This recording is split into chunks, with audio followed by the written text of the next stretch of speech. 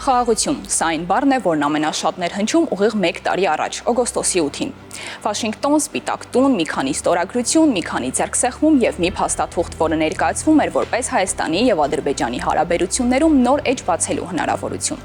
Հայաստանի եւ Ադրբեջանի միջև նախաստորագրվեց խաղաղության հռչակագիրը։ Ստորագրման արարողությունը տևեց ընդամենը մի քանի րոպե, բայց այդ րոպեների ետևում տարիների հակամարտություն, բարդ բանակցություններ եւ մեծ քաղաքական հաշվարկներ էին։ Շատերի կարծիքով այս փաստաթուղթը դարձավ պատմական հնարավորություն փակելու տասնամյակներ տևած հակամարտության էջը եւ բացելու խաղաղության նոր փուլ նոր հնարավորություններով։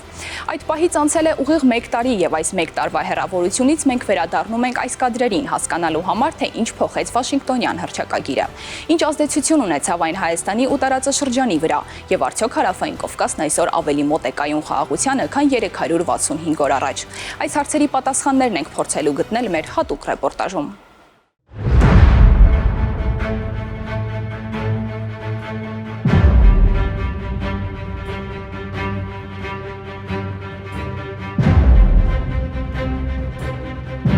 Նախաստորագրված հռչակագիրը կողմերի համար ենթադրում էր մի շարք պարտավորություններ, փոխադարձաբար ճանաչել միմյանց ինքնիշխանությունն ու տարածքային ամբողջականությունը, հրաժարվել ուժի կիրառումից կամ դրա սպառնալիքից, զարգացնել միջպետական հարաբերությունները եւ շարունակել աշխատանքը տարածաշրջանային հաղորդակցությունների բացման ուղղությամբ։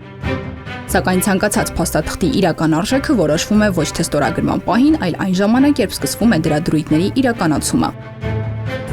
1 տարի անց Վաշինգտոնյան հռչակագրի արդյունքների մասին գնահատականները տարբեր են։ Որոշ փորձագետներ հոռետես են, մի մասը զգուշավոր, մյուսները դիտարկում են հռչակագիրը որպես կարևոր քաղաքական քայլ, որը փոխեց բանակցային գործընթացի տրամաբանությունը եւ ստեղծեց նոր հնարավորություններ։ Միանշանակ դրական զարգացումը դա Հայաստանում արհեստական բանականության գործարանների կառուցումն է, ինչը այդ գործարքի մաս է եղել։ Երկրորդը դա TRIP նախագծի փաստացի մեկնարկն է։ Արդեն մենք ունենք կոնկրետ ֆոնդ եւ ծրագիր $400 միլիոն, եթե չեմ սխալվում, հաստատվել է վերջերս, եւ սպասվում են աշխատանքներ արդեն հողի վրա։ Եվ իհարկե երրորդը դա այն է, որ սահմանին չեն կրակում, մարդիկ չեն մահանում։ Նախ Ամերիկայի հետ հարաբերությունների խորացումը, որը ստրատեգիկ առումով շատ կարևոր է Հայաստանի անվտանգության համար, Հայաստանը դիրքավորվում է այս ծրագրով Եվրոպա, Կենտրոնական Ասիա այդ գոտու մեջ եւ Հայաստանի արժեքը Եվրոհամայնքի համար, Եվրոպայի համար կարևորվում է։ Երրորդը դա հնարավորություն է տալիս Ռուսաստանի հետ հարաբերությունները կառավարել։ Դեռևս շատ քայլեր կան, որոնք պետք է իրականացվեն հասարակությանը Թրամփի երթուղու ծրագրի լիարժեք իրականացմանը նախապատրաստելու համար։ Կարծում եմ օգոստոսի 8-ի համաձայնագրի հույսն այն է, որ այն խաղաղ գործընթացի մի քայլ է եւ որ մարդիկ կշարունակեն կառուցողական ներգրավվածությունը։ Մեծագույն սխալ էր մեր ներքին խնդիրները դարձնել հայ-ադրբեջանական կարգավորման մաս։ 1 տարի առաջ ինչ նորություն ունենք, մի խոսքով հայ-ադրբեջանական հարաբերությունների կարգավորման գործընթացում ինստիտուցիոնալ առումով դա էլ մնում է ոչ սահմանակիցում սահմանազատման գործընթացում կա առաջընթաց։ Ռազմագերիներ չեն վերադարձել։ Խաղաղության պայմանագիրը շատ ստորագրումը շատ մշուշոտ հեռանկար ունի։ Բայց անգամ խիստ քննադատները բերում են դրական փաստարկներ, երբ խոսքը արդեն առկա իրողությունների մասին է։ Դրական է նա, որ կրակոցներ չկան, դա անշուշտ դրական է։ Դրականն է նա, որ այնուամենայնիվ Ադրբեջանի տարածքով ինչ-որ բեռներ են գալիս Հայաստան։ Ինչ վերաբերում է մարտահրավերներին եւ ռիսկերին, ապա ինչպես եւ ցանկացած գործընթացի պարագայում դրանք կան եւ դեռգուցե երկար կլինեն նաեւ այստեղ։ Ի վերջո խոսքը 30 տարուց ավելի ձգձգված եւ երկու երկրների ժողովուրդների պատմության, ընկալումների եւ հոգեբանության վրա մեծ ազդեցություն գործած հակամարտության մասին է։ Եվ նույնիսկ այդքան հեռանկարային թվացող եւ ամերիկյան հովանավորությամբ իրականացվող TRIP նախագծի պարագայում դժվար է միանգամից գտնել կայուն խաղաղության խորհրդանիշ։ TRIP-ը դերևս աշխարհաքաղաքական մրցակցության օբյեկտ է, ոչ թե կայուն խաղաղության խորհրդանիշ։ Բացասականն է նա, որ Ադրբեջանը դարձյալ Հայաստանի հետ նախապայմանների լեզվով է խոսում։ Բացասական է նա, որ մենք Ադրբեջանի ճանապարհով ապրանքներ ընդունում ենք եւ ընդհանրակարգ Ադրբեջանը ոչինչ չի ցանկանում արտահանել Հայաստանից։ Հիմնական մարտահրավերը դա գործընթացի ձգձգումն է, որովհետեւ գործընթացը շատ դանդաղ է գնում։ Մենք ունենք մարտահրավեր կապված սահմանազատման հետ, Ես օրինակ կցանկանայի, որպեսզի սահմանազատումը մի փոքր արագանար, որովհետև ակնհայտ կերպով այստեղ ևս Ադրբեջանի կողմից խնդիրներ են առաջանում։ Դավիթ Ստեփանյանի գնահատմամբ գործընթացի ձգձգման հիմնական պատճառներից մեկը Ադրբեջանի դիրքավորումն է։ Բաքուն փորձում է օգտագործել առկա հնարավորությունները գործընթացի վրա առավել մեծ ազդեցություն ունենալու համար։ Միևնույն ժամանակ Ադրբեջանը նույնպես շահագրգռված է խաղաղության հաստատմամբ, սակայն տեսնում է ռիսկեր կապված Հայաստանի հնարավոր տնտեսական եւ տարածաշրջանային ակտիվացման հետ։ Իսկ ահա Աննա Օհանյանը հռչակագրում մեծ իմաստով բացասական կողմեր չի տեսնում։ Թերևս միակ ռիսկը այն է, որ եթե նախաձեռնությունը սահմանափակվի միայն ենթակառուցվածքային ծրագրով եւ դրա շուրջ ձևավորվեն տարածաշրջանային կառավարման մեխանիզմներ, ապա Ադրբեջանը հնարավորություն կստանա թույլատնել ծրագրի տարածաշրջանային նշանակությունը, ինչն էլ բացասաբար կանդրադառնա թե Հայաստանի, թե ԱՄՆ-ի շահերի վրա։ Իսկ որքանով է Վաշինգտոնի հռչակագիրը նպաստել հայ-ադրբեջանական հարաբերությունների կարգավորմանը։ Մեկ տարվա ընթացքում շատ էական որակական փոփոխություններ չկան, ինչը ըստ փորձագետների կանխատեսելի էր հաշվի առնելով Ադրբեջանի զգուշավոր քայլերը Հայաստանի հետ հարաբերությունները խորացնելու հարցում։ Չնայած Վաշինգտոնում հնչած խաղաղության ուղերձներին Ադրբեջանը դեռ քայլեր չի ձեռնարկում համաձայնագրի կնքման ուղղությամբ, այլ շարունակում է առաջ քաշել նախապայմանները, որոնք համահունչ չեն օգոստոսի 8-ին հնչեցրած հայտարարություններին։ Մի կողմից Ադրբեջանը լեգալ իրավական առումով դա ներկայացնում այնպես, որ Ալիև Ադրբեջանը ջատագով է խաղաղության, բայց տեսեք այդ վատ հայերն են, որ այդ սահմանադրության փոփոխությունը չեն անում եւ ինքը ինչ անի, ինքը շատ է ուզում խաղաղություն, բայց չի կա։ Բայց իրականության մեջ Ադրբեջանի պահանջած սահմանադրական փոփոխությունը դա բան է, դրան ասում են ուղղակի արհեստական խոչընդոտ է։ Հռչակագրի կարևորությունը չի սահմանափակվում միայն հայ-ադրբեջանական կոնֆլիկտի համատեքստում, այն կարող է դրական ազդեցություն ունենալ ամբողջ տարածաշրջանի վրա։ Վաշինգտոնյան գործընթացը Հարավային Կովկասում մեծացրեց միջազգային դերակատարների ներգրավվածությունը, իսկ տարածաշրջանը շարունակում է մնալ ԱՄՆ-ի, Ռուսաստանի, Եվրոպայի եւ Իրանի հետաքրքրության կենտրոնում։ Այս ծրագիրը շատ շահեկան է թե Ղազախստանի համար, Կենտրոնական Ասիայի համար, Եվրոպայի համար, Վրաստանի համար, այն որ սա գործիք է դառնում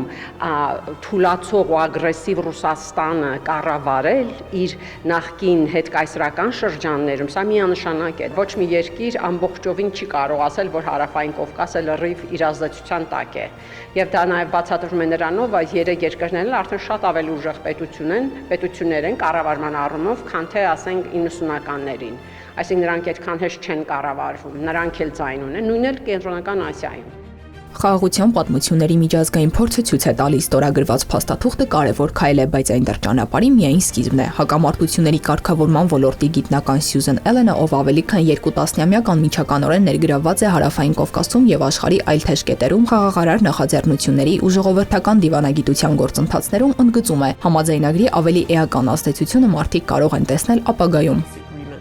Սովորաբար խաղաղության համաձայնագրի ստորագրումից հետո մարդիկ ակնկալում են, որ ամեն ինչ շատ արագ կփոխվի, սակայն իրականությունն այլ է։ Երկարաժամկետ հաշտեցումը հենց այսպես է տեղի ունենում, քանի որ այն երկար ժամանակ է պահանջում։ Մենք խոսում ենք դանդաղ գնալ հեռուն հասնելու համար սկզբունքի մասին, եւ կարծում եմ իրականացումը շտապեցնելը առանց տարածաշրջանային հետևանքների մասին մտածելու խելամիտ չի լինի։ Ասեմ ավելին, մենք չէինք էլ սպասում, որ թրիփը կսկսի գործել անմիջապես մեկ գիշերվա ընթացքում։ Այս մեկ տարվա ընթացքում արդեն իսկ արվել քայլեր հստակեցնելու դրացուցիչ մանրամասները, ձեռք բերելու նոր պայմանավորվածություններ եւ նախապատրաստելու հասարակություններին ծրագրի լիարժեք իրականացմանը։ Սյուզեն Էլենի գնահատմամբ խաղաղության գործընթացը միայն քաղաքական որոշումներով չի սահմանափակվում։ Երկարաժամկետ կայունության համար անհրաժեշտ է նաև հասարակությունների միջև վստահության ձևավորումը։ Հասարակությունները կարող են ներգրավել այն գործընթացում, որը մենք անվանում ենք Track 2 դիվանագիտություն։ Դա մարդկանց միջև հաշտեցումն է։ Դա այն է, երբ մարդիկ կիսվում են գաղափարներով, որոնք այնուհետև կարող են փոխանցել իրենց կառավարություններին։ Արդեն կան խաղաղաշինության ծրագրեր, որոնք կամուրջներ են ստեղծում հայերի եւ ադրբեջանցիների միջև։ Կարծում եմ տարածաշրջանի բնակիչների շահերից էլ է բխում գտնել առաջ շարժվելու այնպիսի ճանապարհ, որը թույլ կտա կանխել պատերազմի վերադարձը։ Ինչ շատ է ոգևորել հանդիպել հայերի եւ ադրբեջանցիների, որոնք պատրաստ է միասին աշխատել իրենց հասարակությունների միջև փոխըմբռնումը խորացնելու համար եւ հատկապես երիտասարդների հետ, որոնք ցանկանում են ճանաչել միմյանց եւ սովորել միմյանց մասին։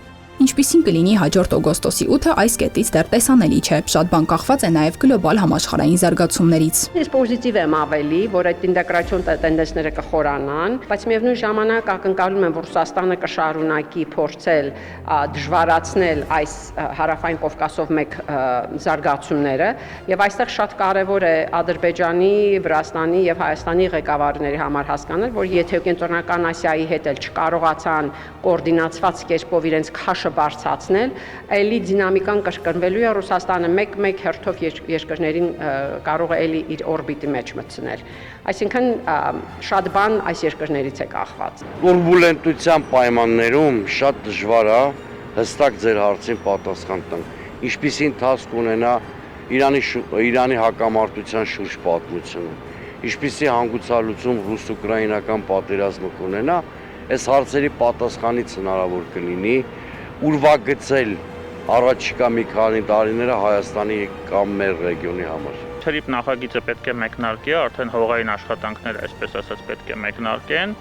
երկաթուղին սկսվելու է կառուցվել։ Ես հույս ունեմ, որ մենք կկարողանանք նաև այդ գործընթացի շրջանակներում Հայաստանի հյուսիսում երկաթուղային նոր ճանապարհներ կառուցել, որոնք կկապեն Հայաստանը Թուրքիայի եւ Ադրբեջանի հետ։ Նաև որքանով ես հասկանում եմ, այս տարի մենք կարող ենք սպասել Հայաստան-Ադրբեջան սահմանազատումը այն հատվածում, որտեղով անցնելու է թրիփը Սյունիքի մարզով, եւ կողմերը գնան դեպի խաղաղություն առանց նոր նախապայմաններ առաջ քաշելու եւ փորձեն հասնել դաշնական խաղաղության։ Կլինի դա խաղաղության պայմանագրի ստորագրության միջոցով կամ թեկուզ առանց դրա։ Մի հարցում գրեթե բոլորը համակարծիք են։ Խաղաղության գործընթացը երկար ճանապարհ է եւ դրա հաջողությունը կախված կլինի ոչ միայն ստորագրված փաստաթղթերից, այլև դրանց հետևող քաղաքական որոշումներից եւ քայլերից։ Խաղաղությունը մեկ օրում չի կառուցվում, ինչպես որ մեկ օրում չի ավարտվում պատերազմը։ Խաղաղության Նոբելյան մրցանակակիր Նելսոն Մանդելան ասում էր. խաղաղությունը պարզապես հակամարտության բացակայությունը չէ, այլ այնպիսի միջավայրի ստեղծումն է, որտեղ բոլորը կարող են զարգանալ։ Իսկ ԱՄՆ 35-րդ նախագահ Ջոն Քենեդին խաղաղությունը բնութագրում էր որպես շարունակական գործընթաց։ Եթե այդպես է, ապա անցած 1 տարի ժամանակի չափման շատ փոքր միավոր է։ Մենք խաղաղության գործընթացի դեռ ակունքներում ենք։ Էլեն Խոդյան, Սեյրան Հակոբյան, Հորիզոն։